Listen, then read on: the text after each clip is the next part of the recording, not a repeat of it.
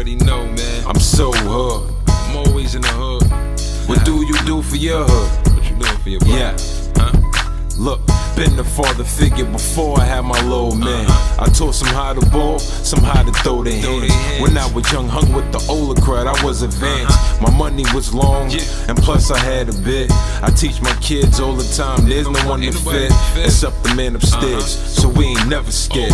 You ride for him, and he'll ride for us. And only God can judge, so in God we trust. I'm a father figure to many, big brother to some, uncle, cousin, best friend, enemies, here I come. Here I come. I keep my enemies close like I supposed to. So if they front, my crew know who to put the toast to. I'm a father figure to many, big brother to some, uncle, cousin, best friend, enemies, here I come. Here I come. I keep my enemies close like I'm supposed to. So if they front, my crew know who to put the toast to. Admire my brothers, keep to a certain extent, long as my brothers ain't doing no dumb.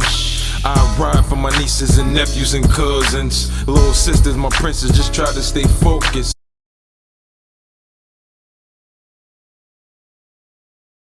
What's the word? What's the word? This is the AMF show, aka the Almighty Force show. This is episode 9. I'm your host, Coach Jay Vaughn, Almighty Force, CEO, President, the GOAT, however you feeling, you know what I'm saying? I got a special guest today with me, my little brother, Trey Dickerson, you know what I mean? He's in the building. You already know. Young GOAT, you know what I mean? Legendary guy. And before we get into Trey, I just want to update y'all what's going on with Almighty Force basketball. So this past weekend we had opening day. And we had our young kids, our young boys and young ladies that participate in Almighty Force basketball come out and play in their first basketball game of our winter session. It was successful. We had DJ Uptown. We had a lot of guests. It looked like a sold out arena type of thing. And it was lit as usual. You know what I'm saying? So that went well. This upcoming week, not this week, but the following week, we're going to start with our mentoring program. We're bringing that back as we did it before. You know what I'm saying? We're bringing the mentoring program back where we're going to have different workshops for the young people, culinary. I'm going to have Big Stills come through. He's going to do podcasts, and I'm going to ask you to come on too, Big Dog. DJ sessions, all of those different things. We're going to meet twice a month on a Saturday from 9 a.m. to about 1 p.m. at Middle School 226. And, we're going to pour into the young people because they are our future. Now we're going to get into my little bro, Trey Dickerson. Know what I mean? The young GOAT was in the building and stuff like that. Real quick, every Thursday at 8 p.m., you can find me on Bars and Hoops Radio, Coach Jay Vaughn, Almighty Force, the AMF show. So make sure y'all tune in every single Thursday. We're going to be here and we're going to be live. I'm talking about. So real quick, Trey, introduce yourself to the people, man. Let them know, what I mean, who we got in front of us right now. I mean, just give a little brief description of yourself. Nah, man, I'm Trey Dickerson from Queens, Lincoln Park to be exact. Shout out to Lincoln Park. Shout out, it's 111 day too. Yes, it's 111 day. So what's the chances? I got a 111 guy here on 111. It only make it right. But yeah. Professional athlete, play overseas, went to Georgetown, went to a couple schools, and just had to come up here, show love for big bro, Yes, and I appreciate you for coming. Real quick, man, I just want to talk about this before we jump into anything. There's a lot of talk about the best guards in New York City. I mean, Coney Allen, Sebastian Telfair went on live, and he put himself above everyone. He put himself above everyone. I just want to know what's your take on that. Like, how you feeling about that? I mean, I feel like it's an era thing. For us, for me, especially growing up through the fire, was like that's what motivated me to get up and work out. And his story, helped make a lot of ours. So I think it's an era thing. You still got guys in front of him that paved the way for him. Like Stephon, Kenny Anderson, Kenny Smith. The list goes on. Right. So, I think the confidence is there for him and stuff like that. But you gotta pay a little more homage. You gotta pay homage, man. Like he's off the rip saying he's literally better than every single guard, every New York guard that ever played the game. When I personally know that he couldn't do nothing with Showtime Darryl Hill. When I personally know that, you know what I'm saying? He couldn't do nothing with him, and he couldn't do nothing with Yada. I was there. We took a team out to Coney Island, Marbury tournament. During that time, we played against his team in the championship, 14 under, and we went home with the 7-foot trophies. So he can't be running around talking about how he's better than everybody, and you're losing in your own hood. You know what I'm saying? Yeah. Because I can't recall a time when we lost it in Ajax or Lincoln against nobody. I can't recall that. Nah, that never happened. That never happened. Court, that never happened for sure. All right, bet. So I'm gonna tell a quick story on how I met Trey. So Trey was 10 years old when I met him, right? He was 10 years old. His pops, shout out to Greg Miles, G Miles, brought him to Ajax Park and told me, well, he told my Uncle Shy he wanted Trey to play in our developmental league, the same league that I'm running every single Saturday still now. So put Trey on the team, not knowing him, and Trey, I think he scored 20 points in the first game, which is wild because we play 6-minute quarters running time. So 20 points in the running time 6-minute quarter game is crazy. Him and Josh, shout out to Josh, they came and they went crazy. You know what I'm saying?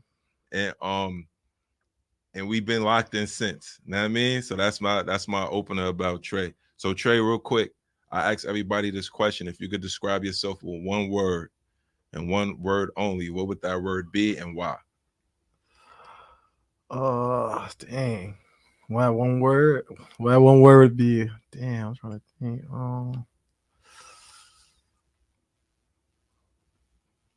Relentless. Relentless. That's a fact. Why would you pick relentless? Just, if you know me, just my journey, like nothing really stopped me. Yeah. You know what I'm saying? I'm always going. I'm always going. Like no matter whatever, I'm gonna keep going. That's a fact. And that's what I know you for, and that's what we love about you. You know what I mean? I got a segment, it's called 21 Questions, where I ask you 21 questions rapid fire. You answer them in a single word or the least amount of words as possible. We're on Bars and Hoops Radio, so the first couple of questions are going to be pertaining to music. You know what I mean? Because I know you're a music guy. We were just talking about music a little bit. So with that said, we're going to get going. Who would you say is your favorite rap artist of all time? All time, Lil Wayne. Lil Wayne. Okay. All right. Cam said Lil Wayne too. That's dope. All right. What song you got on repeat right now? Currently, you playing it often, like every single day. You just throw it on. Smirk Carter by Lil Durk. Okay. All right. Who's your favorite artist of this era, any genre of music? Durk. Yeah, I know Durk is your guy. Yeah. Shout out to Durk. What's your favorite basketball movie?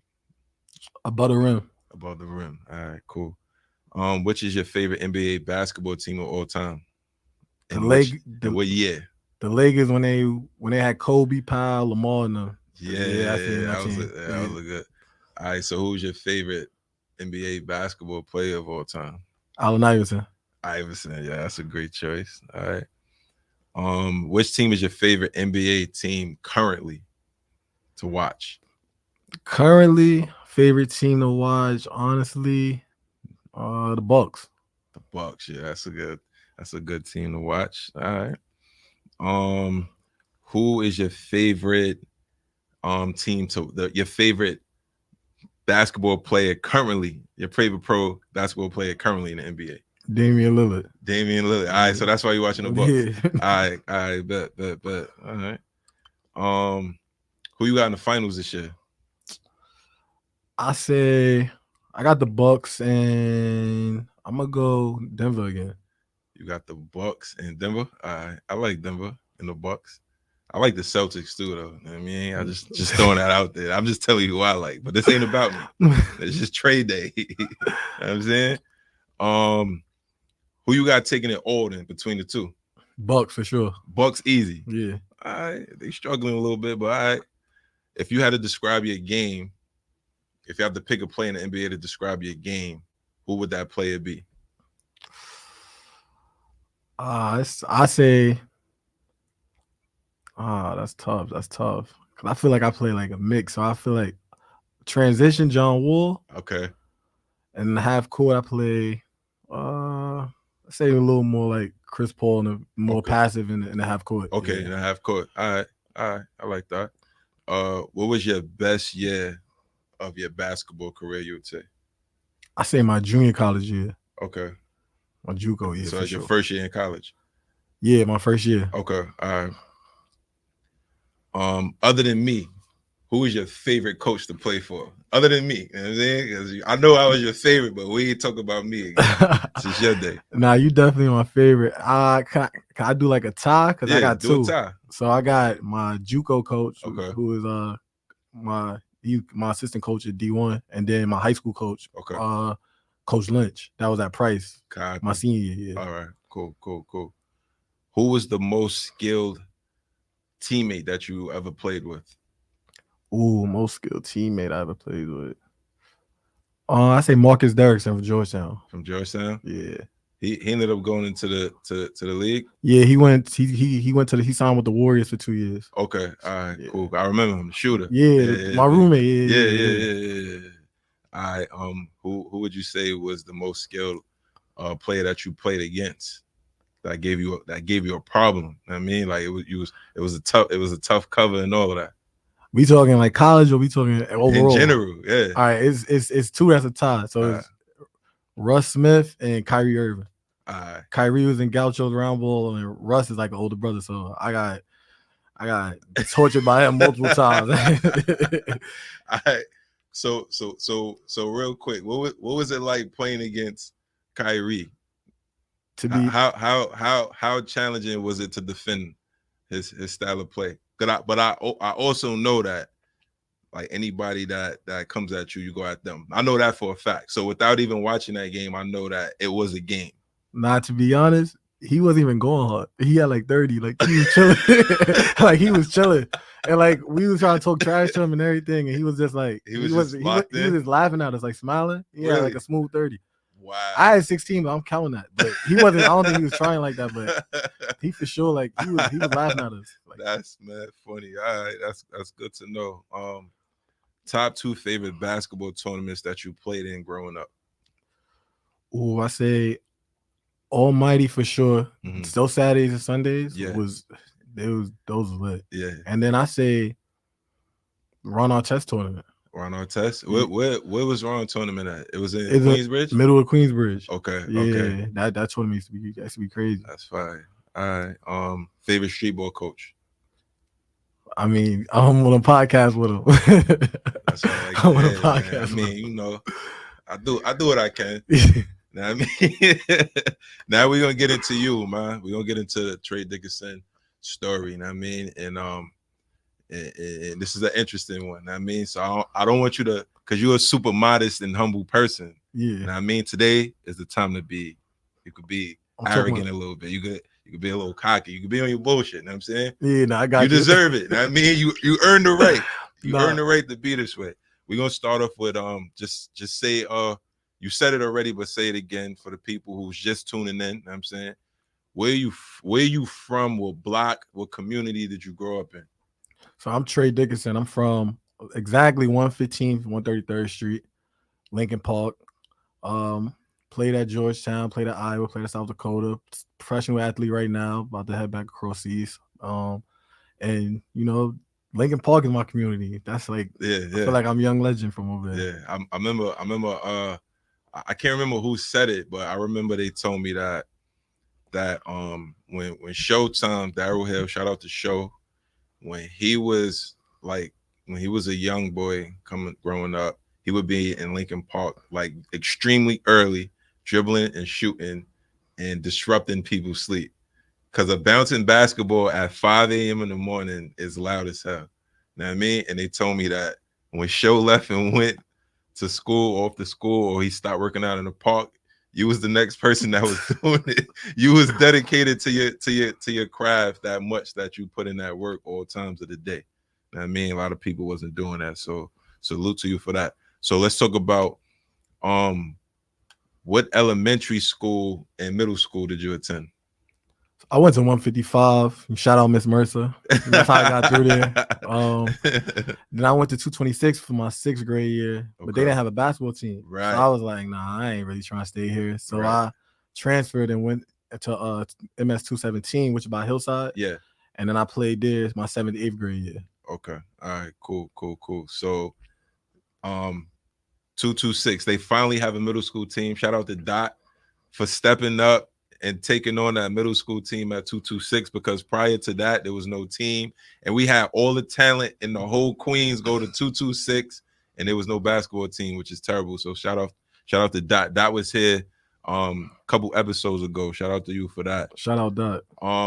What AAU teams was you playing for, and who were the coaches in between elementary and middle school during that period, if you can remember? So AAU, I was playing with S. Carter, Jay-Z team, for 5th grade and 6th grade. Yeah. Coach Dean Lawrence, he from Bed-Stuy. Shout out Coach Dean. He was my coach 5th, 6th grade. Yeah. And Kamani Young, who's at UConn now. Okay. And then 7th grade, we went to New Heights. That's when we changed over. We left S.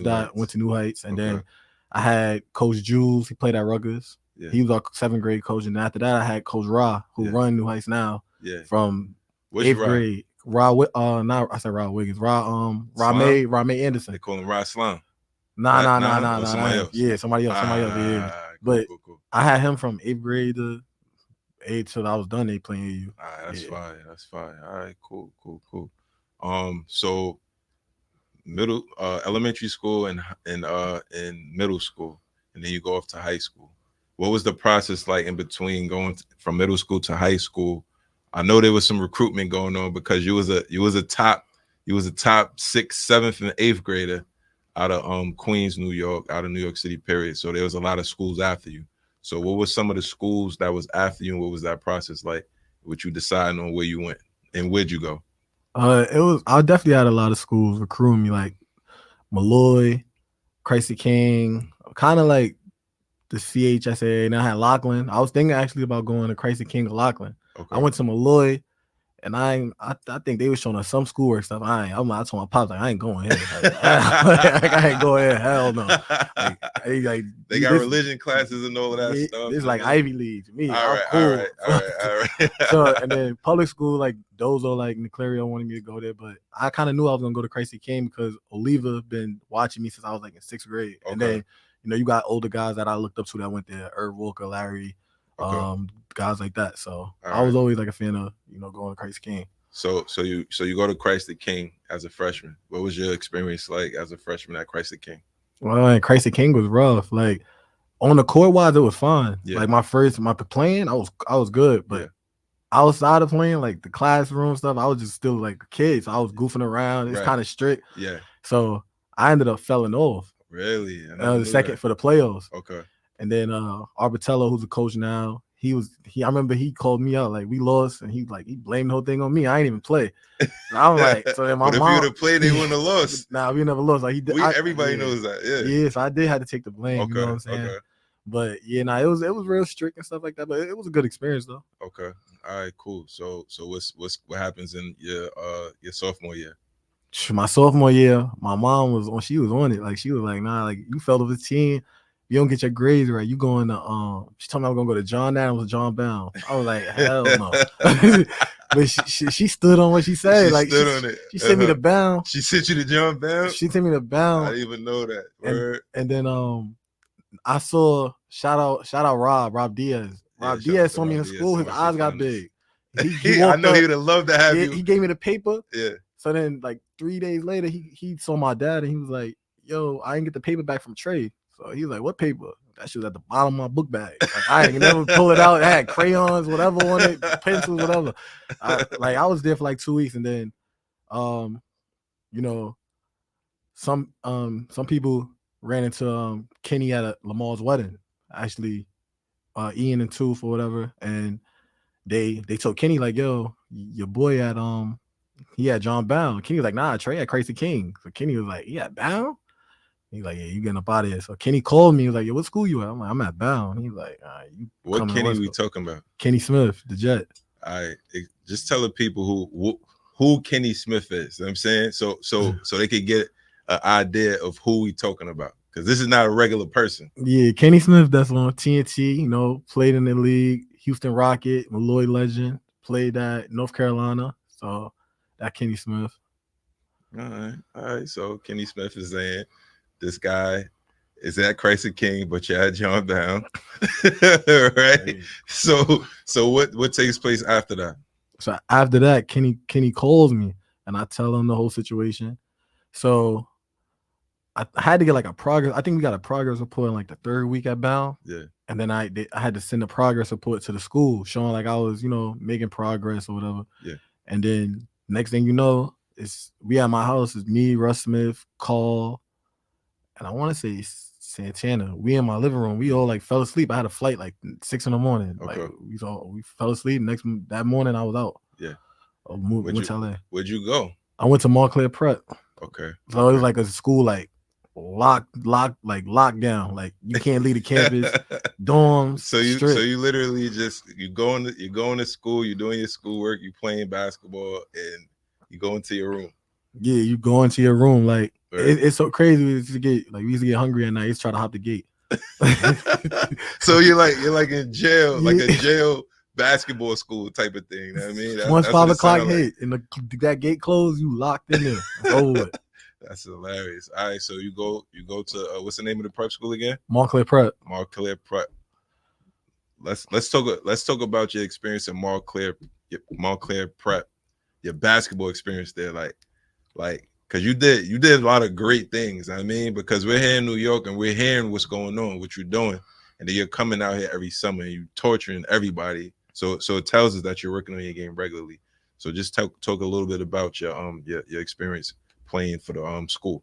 Like, nah, it was definitely good. Shout out Coach Shagoon. He played a big part in me coming out there with Kenny. Right. And basically during the week when I wanted to get out the dorms and I stayed locked on campus, I used to stay at his house. Okay. But I went out there thinking like, oh, it was LA. I'm about to be living life. Yeah. Like, nah, we was up like 5 in the morning, 4 in the morning, like hitting the sand. They got like a sand mountain in Malibu. We hitting the sand mountain 5 in the morning. Like, then we going to work out on the court right after. Then we going to school. Take a shower, get something to eat, go to school. So these workouts that's taking place before you go to school. Yeah, so I'm going to sleep like 8, 9 at night. At night, you waking up at what time? Like 4:30, 4 in the morning. Wow. We on the sand at like 5:30, 5:15. Wow. We done. And your first class is what time? Like 8:10. All right. So real quick, just to jump in on that. And that's the reason why you went on to playing the levels that you played. And we're gonna get to that. Yeah. You know what I mean? Nah. But there's a lot of young people who play basketball who think they could practice twice a week for an hour and a half and it's gonna get them there. You feel what I'm saying? Exactly. So here's the difference. This is the difference between the guys who go play high D1 or D1 period, or even D2 guys. These are the guys. This is the difference. They working out every single day. You know what I mean? Working on their bodies and working on their games. All right. That's what's up. So let's talk about your stats a little bit over there. Like, you know what I mean? Like, let's talk about that, man. So my sophomore year, I ended up being all state. All state, sophomore year. I averaged like 20 and 4, but I was chucking. I ain't gonna lie. I was taking like 20 shots a game. Like I was chucking. He was chucking. He wasn't passing at all. Nah, huh? I was like, nah, I'm out here. I was chucking because I was confident because I was putting the work in. You was putting so in the work. I was over prepared. I felt like every shot felt good because I was working on it. You know what I'm saying? So like doing all those workouts and stuff, I didn't really want to, like at that time I didn't understand what I was doing. Gotcha. All I knew was I had to get stronger and I had to get more athletic. Gotcha. I was shorter. I was a shorter guard. So they always pushed me to do that. And then that season, I made them, like, we had a great year from what they previously did. Right. Like they didn't make the playoffs. I think they star player. He graduated, didn't really get to have no schools. Okay. So when I came in as a sophomore, it was kind of like I was going at seniors that had schools and stuff. Okay. So I was like, nah, like this is what I came out here for. You know what I'm saying? So right. I averaged 20 and 4. So wait. As a sophomore, you were starting? Yeah, I was starting. I was the best player. As a sophomore. So you got juniors and seniors who was there. They was there 2 and 3 years before you, 4 years before you, and you got the green light. Get it off the rim. I got it's going up. Get it off the rim. It's going up. Yeah, that's what's up. Yeah. That's what I like to hear, man. I wish all my boys had that attitude. Man. You know what I'm saying? That's good stuff. All right, so that's your sophomore year. What your junior and your senior year look like? So my junior year, I averaged less. I averaged like 18 because I had a better team. We recruited. We shout out Relly. I talked to the headmaster to get Relly out there. You know, Oh, Relly. really? Yeah, Relly. what's I was up, like, Relly? yeah, Relly. Oh, boy. Relly came out. He was at Dozo. I was like, yo, come get a new scenery. You know, it's Right. gonna help you out. Right. And Relly, you know how he is. He's a good defensive dude, Yeah. and he could score And too. you So score, yep. when he came out there, it was like, all right, I don't got to chuck like this. Like, now I'm going for winning. Like, I'm trying to win a state chip. So I'm playing for something now. Like, okay. So we had the team that actually like winning. We actually went to the like the county finals. So if we won, we would have went to state chip. Okay. But we lost in the semis basically. So okay. we lost my junior year, and then my senior year, Montclair Prep had closed down. Okay. Because too many people was on scholarship, so the school lost funding. Okay. So I had to make that decision that summer. Like, they was like, you want to go back? So I had a couple schools in New York that wanted me to come out. Like, hell no, I ain't coming back. You was not coming back to New York at that point. Yeah. So we had a school in LA called Price, which is they was sponsored by Under Armour. They was like top 5 in the state. Okay. And the coach wanted me bad. So I was originally gonna go to Sierra Canyon.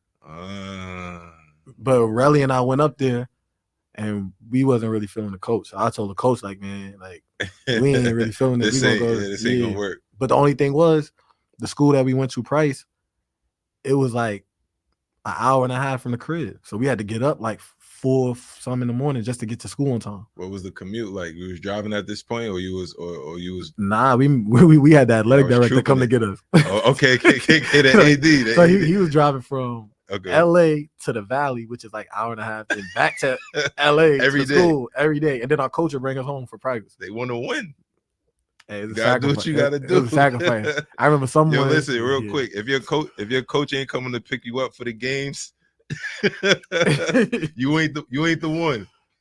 Nah, you ain't the one for sure. Oh man. All right, cool. So you finished your senior year at Price. What was your stats like over there? Price, we had 6 D1 dudes. So 6 D1 guys. Yeah, so I averaged 14 and 10. Okay. I averaged double. All right, that's those are good stats to go into college. Yeah, it was more like be honest, it was a tough. We was playing national schedule basically. So we was playing against ranked teams and stuff. Like we played a Kill Call in them in Milwaukee. Got you. When he was in high school, you know how he was in high school. Yeah. And then my center was our highest recruited player. He went to San Diego State. Okay. Our 2 guard went to Arizona State. Okay.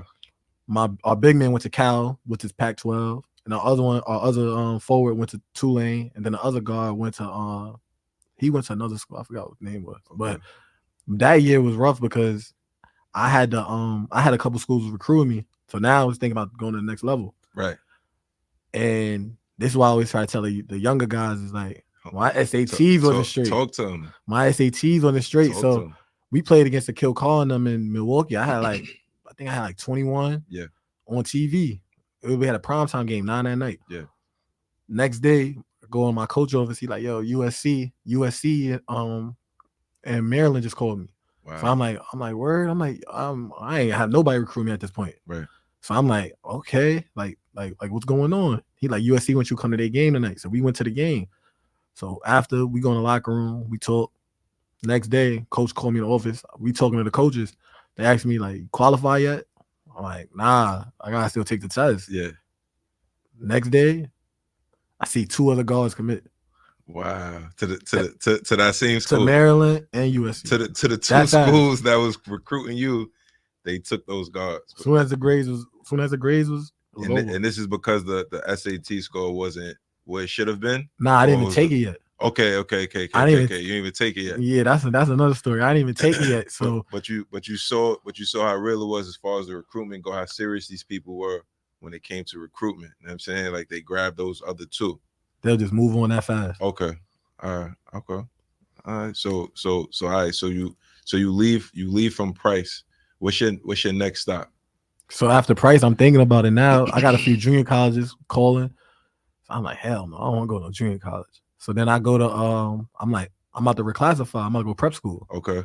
So I go to be honest, I go to a school in Georgia. I go there, it's like, hey man, we like sleeping on mattresses. I'm like, man, what's this? Like, I call my AU coach, like, man, I'm out of here. So we go to Dallas. I go to Dallas. Cause you moving. That's why your story is so interesting. You know what I'm Yeah. saying, because I want people to hear your journey. You know what I Yeah. mean? So you from you're in LA in the Valley. You go to Georgia. They got you sleeping on mattresses. You ain't with it. Yeah. You leave from Georgia. Where you go?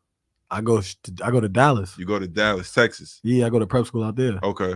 So I'm going from, you understand, I'm going from high school. We kind of spoiled a little bit. Yeah. We hanging around Lamar. We going to Laker games. Let's talk about So, it. What Lamar we talking about? We talking about Lamar Odom. We hanging. We going to Lamar crib with Chloe and them. We going to dinners with them. Right. So you hanging out with the Kardashians. We got a little bougie. We got a little bougie. Right.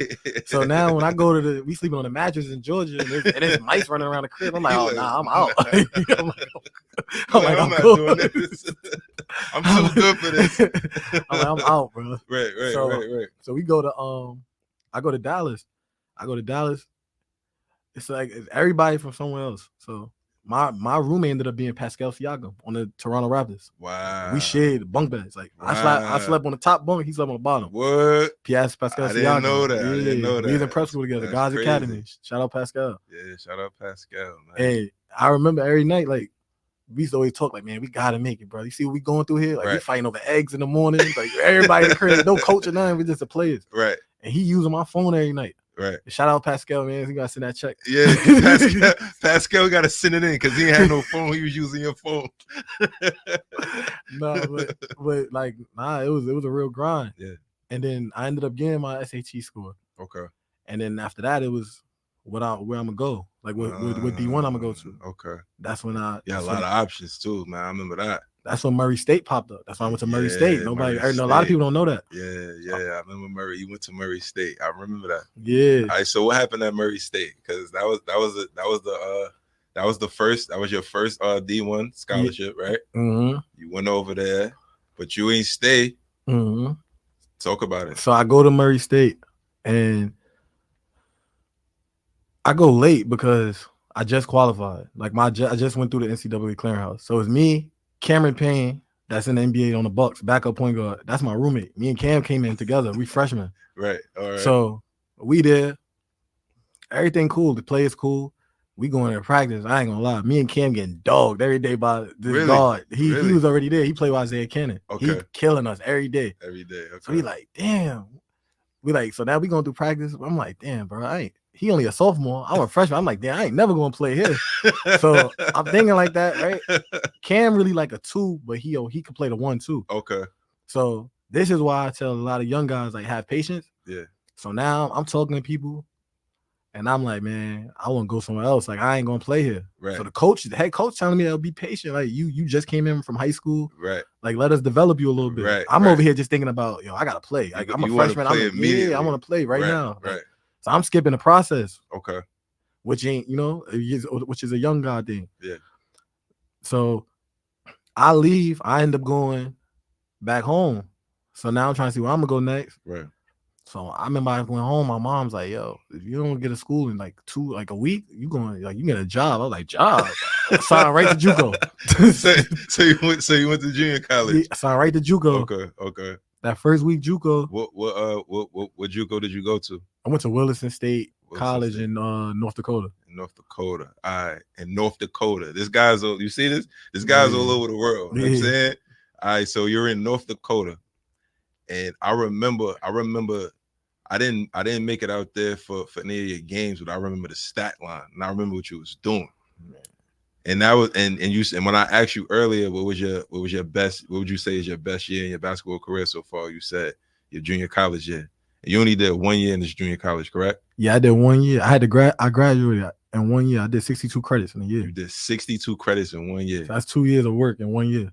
You was on yeah, you was on it. I'm out of here. But the crazy part is, real quick with the Murray's part is, when I went to JUCO, the dude that was killing me in camp tore his ACL.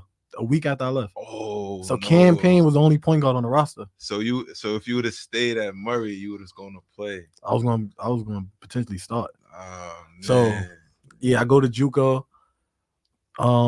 With that on your mind, knowing that. Yeah, knowing that a lot of guys telling me that, then I kind of just locked in. You in North Dakota, it ain't nothing to do. The girls is whack. Like North Dakota, man. Like it ain't right. No type of like it ain't no type of girls like that.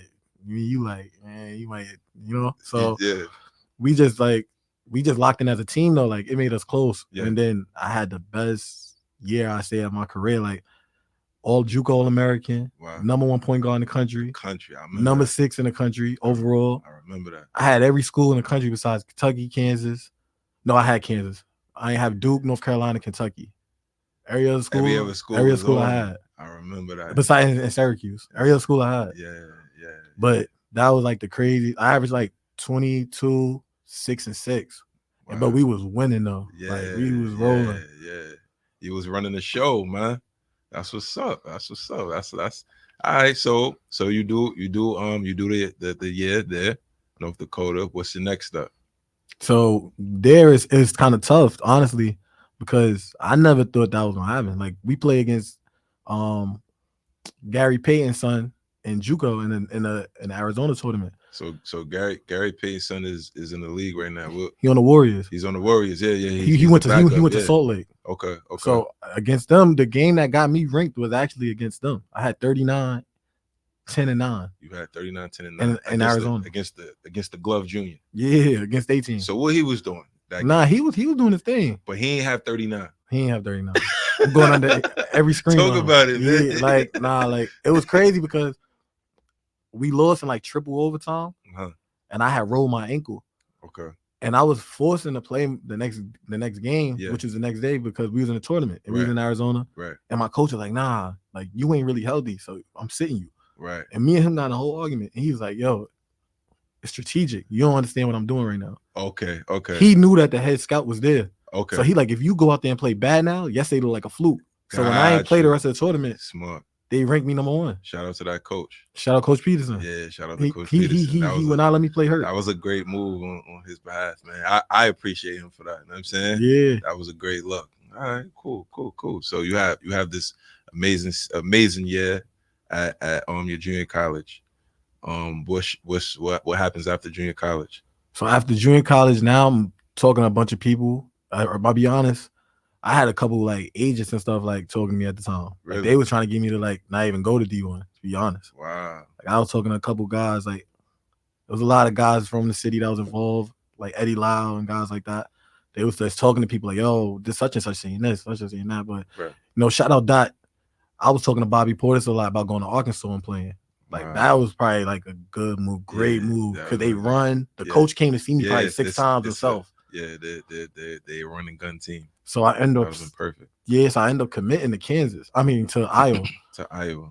I commit to Iowa because they was like the second high major school to offer me. So I feel like they believed in me from the beginning. Right.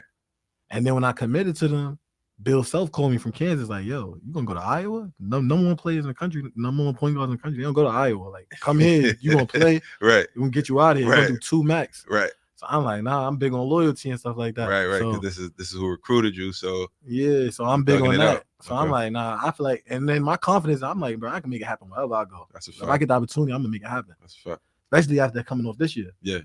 So I go to Iowa. And, everything was good and stuff like that. Yeah. At first, you're going through the process of learning the new system, new teammates. Right. That summer, my grandmother had passed, so I went through a lot of like mental stuff that summer. I wasn't really locked in as much. Yeah. So, going into that year, it was just like I just felt like when we got closer to the season, I was like, all right. The first game, I actually played good. Yeah. Like, we had an exhibition. We played like a D2. Yeah. I had like 8 and 5 in like 18 minutes. I'm like, oh yeah, by the 3rd, 4th game, I'm gonna start. Like, I'm looking at that. And as we got more in the season, I had some great experiences there. Like we beat North Carolina at North Carolina. Yeah. So I'm over there like, it's a good thing, whatever, this and that. But reality was, I ain't really get the opportunity that I wanted or that I was told that I felt like I worked for, stuff like that. So I ended up like having a like a just a emotional bad year. Like Got it was it. just bad year Got it. overall. Yeah. But it was a lot of learning stuff that I learned about myself, and I learned to tell younger guys During going that through that period. process. So I feel like it was meant for me to go through that. Got you. Because you could use that to help the younger, the up and coming people. Yeah, Exactly. that was good. Okay. All right. So, because I remember that. I remember going to the garden. Oh I yeah. remember going to the garden. Me, I took little Javon. He had his little Iowa jersey and all that.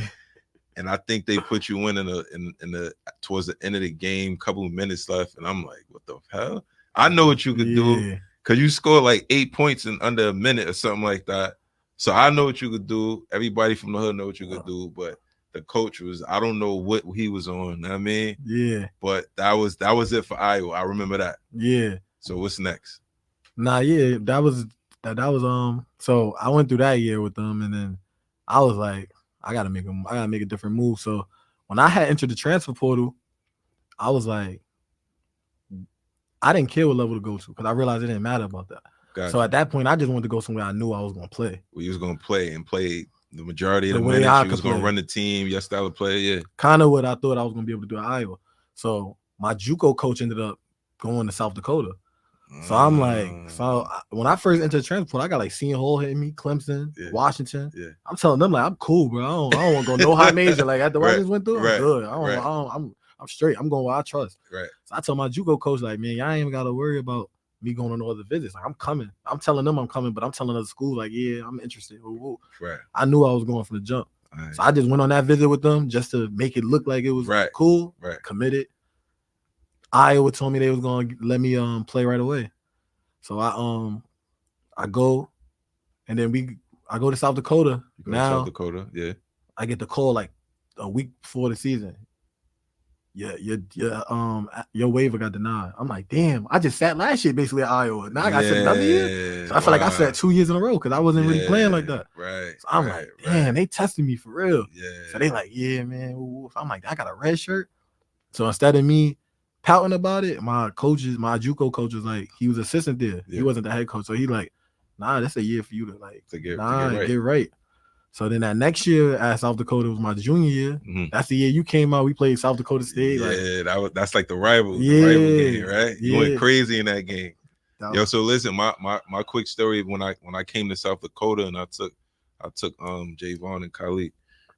When we was driving to the gym, there was mad billboards of you up and down the highway. We was bugging like, yo, they got Trey on billboards out here. You know what I'm saying? Yeah. Every store we went into with you, they was just giving us stuff for free. Like, you know what I'm saying? Yeah. Like, they loved you out there. Word, I remember that. You had a great year there. Nah, definitely. That's a fact. So talk about the stat line real quick. What you did over in South Dakota before you make your next move. So South Dakota, I averaged like 11-4, but it was in 18 minutes. Okay. Like I was splitting time. I don't know if you remember. I was playing time with the guard that was playing behind me. I remember. And then that's when I was a little bit beefing about it. I'm like, bro, what's up with the coach? Yeah, like he got me playing like. So I'm like, man, if he playing me 30, that's 10, that's 12 more minutes. I'm like, I'm definitely averaging 16, 17 at least. Easy. At least. So, I averaged 11-4, but we won the conference championship, which never been done in school history. Right, in the school. So you made history for the school. Yeah, so that was the first time it was done. I made all conference. I was on the all newcomer team, and then we had to win in the mid major you got to win the conference tournament to go to the NCAA tournament. So we won the regular season championship. So now we go to the we in the semis and the conference tournament. He taking me out like 3 minutes left. I got like 15. I had like 12 at the half. Second half, I barely played. Yeah. So he took me out. In my head, I'm sitting on the bench. I'm like, if we lose, bro, I swear to God, I'm transferring. You already had your mind made up. So what happens? So the dude he take me out for, he go to free throw line. We up 1. It's like 9 seconds left. Bro missed 2 both free throws. They come down, hit a buzzer beater. I said, transfer portal me ASAP. I'm out of here. Gone. You knew he was out of here. All right, so what's your next step? So now the coach, he telling me like, man, trust me. I'm like, he want you to thug it out. I'm like, bro, I'm cool. Like, you show me everything. You show me everything I need to see. Like, we supposed to be in the NCAA tournament dancing right now. we just lost to this team we beat twice. I'm like, I'm good, man. I'm cool. I'm out. So I entered the transfer portal. A lot of options. Yeah, a lot of options. I remember that too. Because you used to keep me abreast of everything. Like, yo, what you think? Like, and I used to hit you like, yo, what you think about this school? Right. I was like a top 5 grad transfer. They were saying, because I played a lot. I started every game. So I remember I'm in study hall. I'm like, damn, man, I got to graduate now. And then I get a call, and it's Coach Kirby of Georgetown. I'm like, Coach Kirby was good. He like, yo, what's your parents' number? Coach Patrick Ewing want to call. I'm like, Patrick Ewing, I'm about to hang up on him. Like, he lying. Who the legend Patrick Ewing, the New York Knicker, the New York Nick Patrick Ewing? New York Nick Patrick Ewing. Okay, so he like, boy, oh. So he called Pat on 3-way. Pat like, ooh, yeah, he talking deep voice, everything. So I'm like, what Pat saying? What he talking about? Pat like, we want to bring you in on a visit, and then you know, we want to meet your people, and you know, I'm trying to get you come here and run things. So I'm like, all right. So I give him the number. I give him my mom and the number. Yeah. They call my mom and my pop. They couldn't believe it. They thought I was lying. Like I was playing the game with them. So that probably like 2 days later, I flew to DC and went on my visit. They flew my parents out, and I met my parents. I ain't seen my parents in like probably like you ain't seen them in a while. Probably like a year and a half. Yeah, like a minute because I was at school. So I saw them in DC. Yeah. It was real family oriented up there. That's what made me like it. Okay. Pat was super cool. Yeah. Super down to earth. What was it like playing for him? Nah, to be honest, it was cool once I understood him as a coach. Got it. And understood how to deal with Coach Pat. Got it. At first, I was like a little, stubborn. I ain't really like, and he's stubborn. So two stubborn people ain't gonna work. It's never gonna work. Once you understand him and you learn and you play his game, then it was cool. Like, but like outside of it, like just all the attention and the media stuff. Like we had probably like 7 NBA scouts every practice. Michael Jordan came 2-3 times. Nah, I saw that. I posted the picture with you and Michael Jordan. Yeah, like he came our first game. A lot of people would never have an opportunity to be in the same room or shoulder to shoulder with Jordan. I mean, but you was there. I got the picture, man. And every NBA team practiced there before they played the Wizards. Okay. So we used to meet, like, we met Doc Rivers. He gave us a speech. Okay. Jeff Van Gundy used to be at our school all the time. So we got to talk to him. So you just picking people knowledge and just being around type people. You got to, the exposure was crazy. Right. So it was definitely like, that was definitely like a big time. And you had a great run at Georgetown. Yeah, the beginning of the season, I ain't gonna lie, I stink. But end of the season, when I started logging in and I started, buying in. Yeah. I started playing good. Like I think I finished like the last 7 games. I was averaging like 13-4 when I started playing a lot more. Right. I wasn't playing that much in the beginning. Right. I was playing like probably 15 minutes, but it was like here and there 15 minutes. Right. At the end, he was just letting me rock because I started buying in, being a veteran and stuff like that. Okay. All right, cool. So what's your next step after Georgetown? So after Georgetown, I'm going through the whole agent process now. Right. When you finish, I know you had a bunch of workouts, a bunch of teams and stuff like that in the NBA. Yeah, you do the pre-draft workout. We had like a pro day too. Okay. Where like the guys who was leaving, even the guys who was thinking about it, they bring a bunch of scouts in. They come watch us play. So, I was just meeting with a lot of agents. Yeah. And then from the year I had, just from the beginning of the season, like the first 12 games, I felt like I ain't played up to par. Or first 15, honestly. Yeah. I was like, man, I think it's best for me to go overseas, try to get some, try to get my pockets straight first. Right. And then try to come back and try to see what that guy's offer. So I went my first year. I signed in Greece. My first year, I signed with an overseas agent. I had a couple of NBA agents that was partnered with them, but I had went to Greece. Yeah, it was definitely different though. Because I first got over there, I was like, everybody going to sleep. I'm waking up. I'm going to sleep. Everybody else waking up. So I ain't gonna lie, it was a lot of adapting to. And then like you a rookie, so everybody else older. I saw like a video of some young kids waiting outside in the tunnel after a game to get your signature and stuff like that, man. So they was loving you over there. Yeah, they love you overseas. Like most Americans, they love you for sure. Especially if you start killing too, like because they not used to seeing you. Like you a lot different than what they used to see. Right. That's what's up, man. So currently, what you got going on? So currently, right now, I got a few deals on the table, but I had a little pause in my journey because I had to get a new passport because I was signed to NBA Africa last year, the BAL. Yeah. They Oh had stole yeah. my passport, so I had to come back. Wow. My passport expired. Yeah. It's expired, so Yeah. I had to get a whole new passport Okay. actually this week. All right. Cool. Cool. Cool. So let me ask you, what you got lined up. I mean, like I know you did a couple camps for the young people. You got any more of those coming up? Do you foresee yourself like in the basketball world jumping into like coaching possibly, or like what you see like 5 years from now in the basketball world for you? Nah, 5 years from now, I still see myself like playing but Yeah, right now I kind of already be like mentoring like little bros and yeah, stuff yeah, like yeah. that, You like giving definitely them the do. game.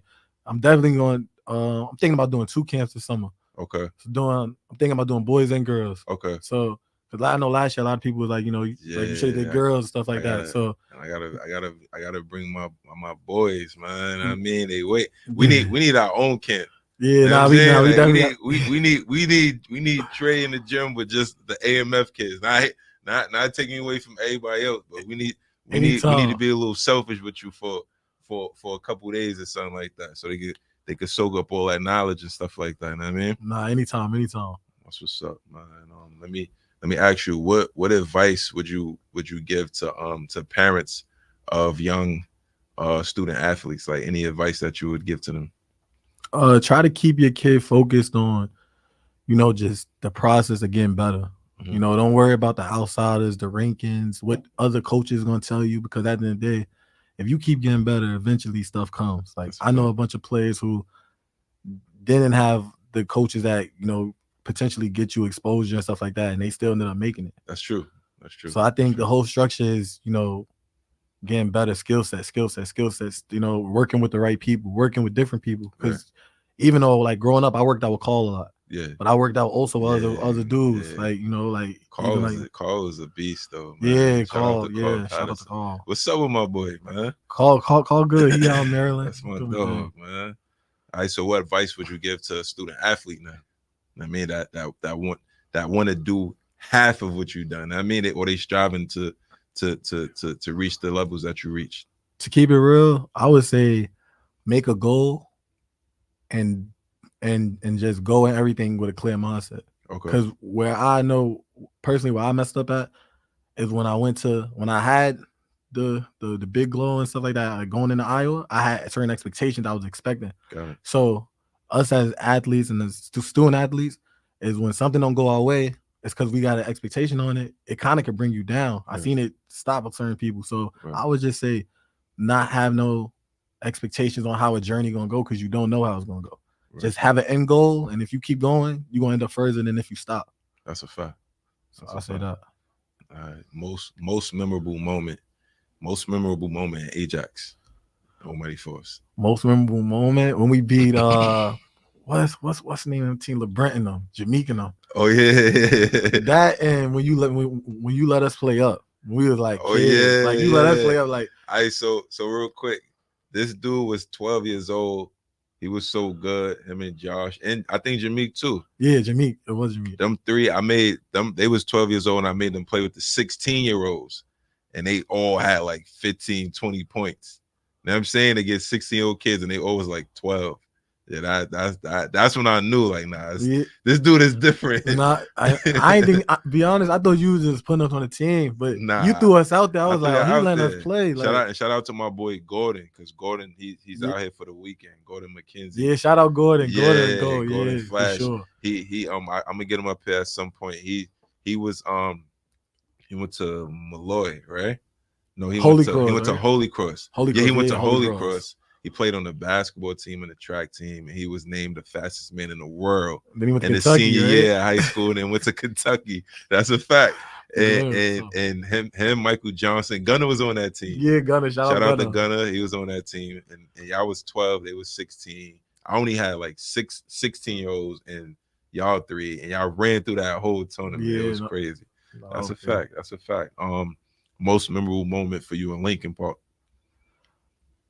The game where I played up with AJ and they had it was me, Junior, Big Dave, Mike Poole, and we played Bunky Reed. And I was like, I was just young, and they Yeah. just kept throwing me in a corner, and I hit a couple You hit corner a couple threes, corner threes. and I then we remember ended, that. then we They ended up respected winning. it. They thought you was a Yeah, little guy. You I'm wasn't mad gonna little. make it. And you knocked down all them threes. I remember that too. Yeah, no. All right. Social media. You think it's working or it's hurting the young bowlers that's coming up?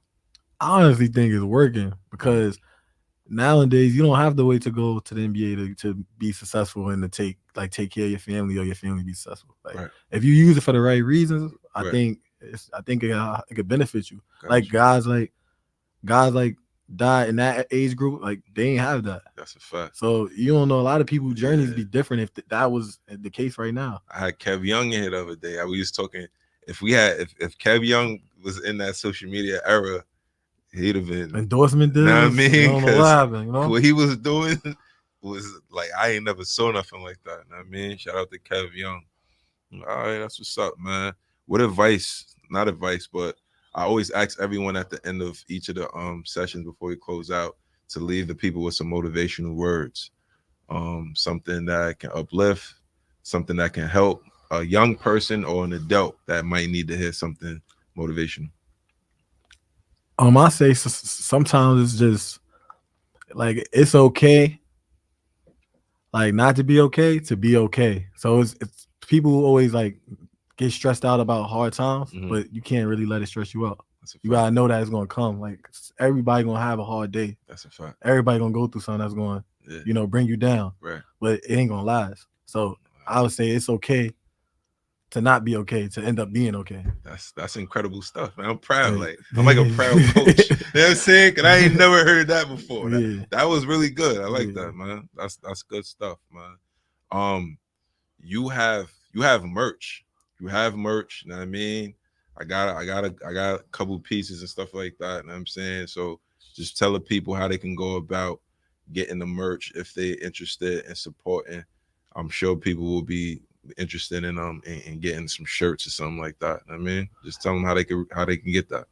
Yeah, shout out you Hood for copping some stuff, and Come on, man. You know I support. I My definitely dog, have some man. more merch dropping, so I'll definitely put that back out there for my Instagram page. I have my agent and I'm working on that right now. Okay. So I'm gonna put the website up on my page in probably like a few days. They actually wrote me about it today. So Okay. All right. I have some new merch drop, some different stuff. All right. Cool. All right.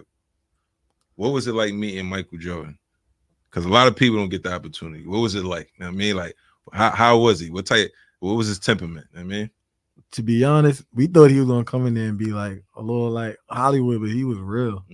Like, he was real. Like he was pulling us to the side, telling us like I remember me personally, he pulled me to the side and was like, "You quicker than all these guys. Why you over here being passive? Like get in the lane, make a play." And I was looking like, damn, he paid attention like that. Right. Like I ain't really he think loved the game. Yeah, Man. like He love it. he was like, you out there looking like you don't know what you're doing. You go in there and make a play every play, so they stop you. Every You single think they time. stop you? You make another play. I was like, so that was big. Incredible stuff. What's the best advice you received from a coach? The best advice I received from a coach is to always be you, because a lot of players, a coach say something to them, it can mess a player up. But to always be you, but also being smart, playing within yourself, and making the right choices. I'll just say be yourself, but knowing what's like, basically do what's best for the team. Gotcha. Within being yourself. All right, cool, man. That was a great interview. You know what I'm saying? I appreciate you having me. I appreciate you, man. You had a story that needed to be told. We're gonna tell it, man. Shout out to Trey. Shout out to Lincoln Park. Give your shout outs, man. You know what I'm saying? Shout out Lincoln Park. Shout out 111, man. Shout out my people, man. Everybody back home. Right. That whole area, that whole side. There was a couple people from Georgetown that was tapping in. You know what I'm saying? When Shout out Gene Smith. I already know you tapped. They was tapping in, man. Yeah. They showing love, man. All right, man. Well, it was nice having you. My little bro, love you and thank you for coming. Appreciate this is the AMF show, Almighty Force show, Coach Javon, and we out.